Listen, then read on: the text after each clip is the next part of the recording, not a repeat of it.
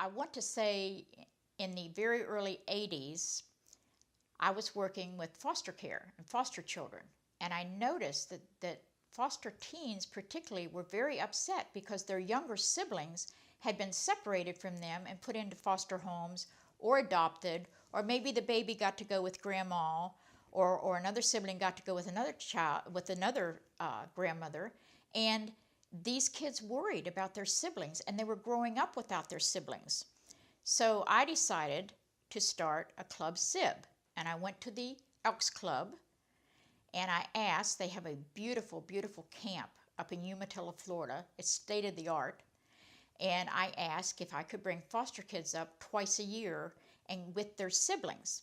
Now, that wasn't an easy task, I can tell you, because I had to get all these grandmas and all these dads to say, yes, they're the one that's with them can come. So we got the siblings together, and the one thing we did is we planned activities, and then we took lots and lots of pictures. And at the end, we did a group shot, and we made as many copies as the family was. If it was 5 kids, we made 5 copies, and we framed them.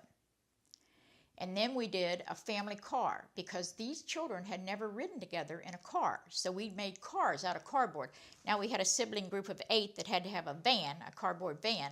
And then we did a parade of their cars. And this is what they would be, because they were all riding together, even though they were walking a cardboard around the basketball court. They were all riding together in this car. And it was wonderful when we give out the pictures, because the kids would say, wow, we look like each other, because they didn't know that, because they were growing up apart.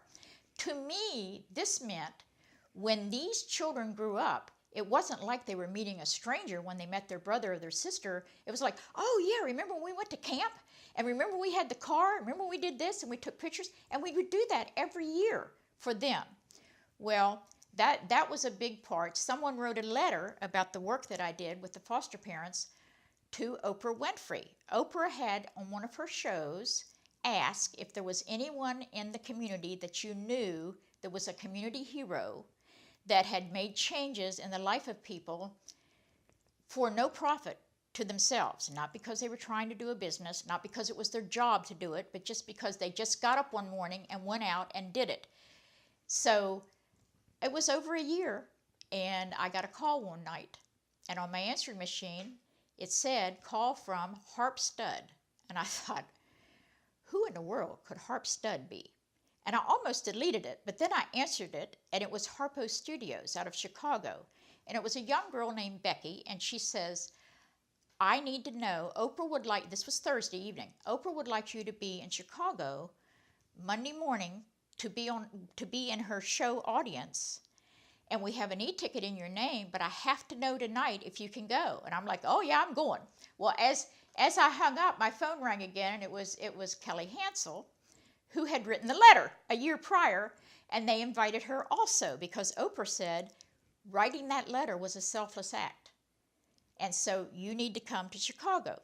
So we got to Chicago, we got put up in a nice 2-bedroom hotel suite, and got into Harpo Studios, which is where she films. And we sat in the audience, and I looked around, and I thought, oh, it's all black. The curtain was black. I mean, it was like, what in the world? This woman's a billionaire, and she's got this old black studio. I mean, and then all of a sudden the curtain opened, and it was like Santa's Toyland. And she came out, and it was her final, it was the last show that she ever made of the Oprah show, and it was her final favorite things.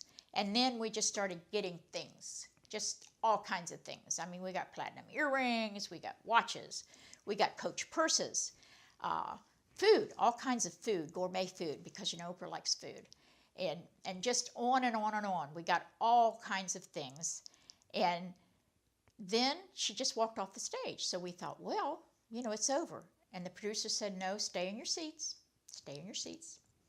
And so we stayed, and then she came out with Santa Claus in a little Volkswagen convertible. And we were like, oh my goodness, a Volkswagen, we're going to get a little convertible. And she says, now, you can't get the car. I'm not giving you the car. She said, I asked Volkswagen if they would give me 300 cars, but they wouldn't give me 300 cars, but they will give me the all-new 2012 car, which is the whole redesigned Volkswagen, but you have to wait a year to get it. So that was just, I mean, I was jumping down like a purple Barney. If you watch the tape, I was wearing purple and I'm just jumping up and down and screaming and carrying on, as were we all. And then, you know, Oprah was just wonderful. She walked around and she talked to each one of us. I mean, she's either the best actress in the world or the most wonderful people. We got to meet Gail. Gail came out. We got to meet Stedman. He came out, and we got to have a wonderful lunch, and it was just the high point of my life, and everything came. I gave away everything. Everything I gave away, but I told everybody, I'm keeping the car.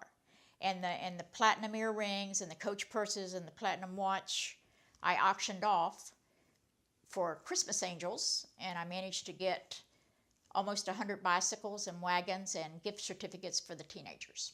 So that was a high point of my life.